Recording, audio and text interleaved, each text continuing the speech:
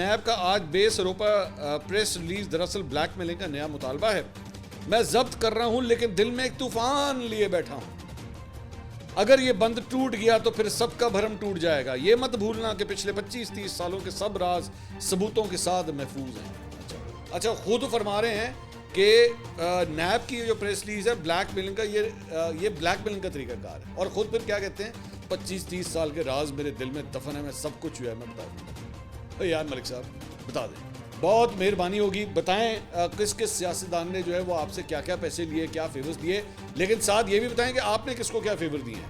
یہ بھی لوگوں کا رائٹ ہے پتہ ہونا کہ آپ نے کس کو کیا فیور دیے ہیں. میں نے اپنے پچھلے ویلاگ میں بھی بات کی تھی, پیپلز پارٹی, نون لیگ, طاہر القادری, چودھریز, پی ٹی آئی ماشاءاللہ سب کے ساتھ انوالوڈ رہے ہیں. سب کے راز کھول دیں, سب کے راز کھول دیں. اینکروں کے بھی کھولیں, اینکروں کے بھی نام لے کس کس سے آپ نے کیا کیا فیور دیے ہیں اگر دیے ہیں.